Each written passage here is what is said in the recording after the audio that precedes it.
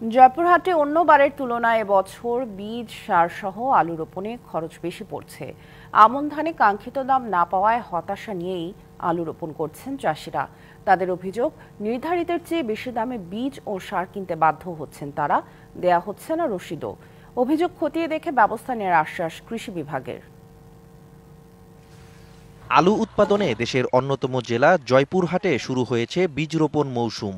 চাষের জন্য জমি প্রস্তুত করা সহ আলু বীজ রোপণে ব্যস্ত সময় পার করছেন চাষিরা। তবে গেলবারের তুলনায় এবছর বিঘা প্রতি আলু রোপণে ৮ থেকে ১০ হাজার টাকা বাড়তি খরচে হতাশ কৃষকরা।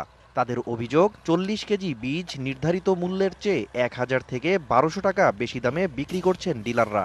ডিলাররা বিভিন্ন কারসাজির মাধ্যমে প্রতি বস্তা আলুর দাম নেয় ৪,০০০ থেকে ৪২০০ টাকা।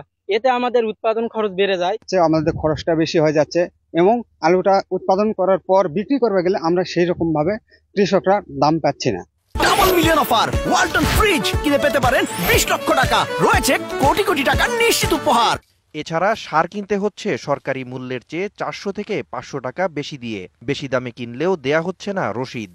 সরকারের দাম নির্ধারণের চাইতে কেউ বেশি নেয় এবং আমাদেরকে কোনো মেমো দেয় না।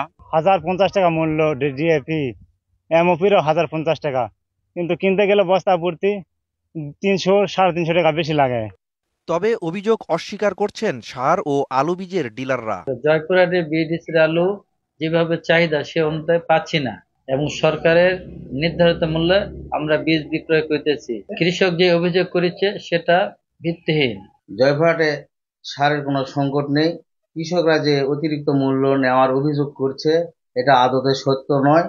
রোপণে খরচ বেশি হচ্ছে স্বীকার করে সার ও বীজ নিয়ে অভিযোগ পেলে ব্যবস্থা নেওয়ার আশ্বাস কৃষি বিভাগের। মোবাইল কোর্ট পরিচালনা করার মাধ্যমে বিভিন্ন ব্যবসায়ীকে শাস্তির আওতায় নিয়ে এসেছি। আমরা আশা করতেছি যে নির্দিষ্ট সময়ের মধ্যেই আমাদের লক্ষ্যমাত্রা অনুযায়ী আলু আবাদ করা সম্ভব হবে। জেলায় এবার ৪০,০০০ হেক্টর জমিতে আলু রোপণের লক্ষ্যমাত্রা ধরা হয়েছে। DVC news desk.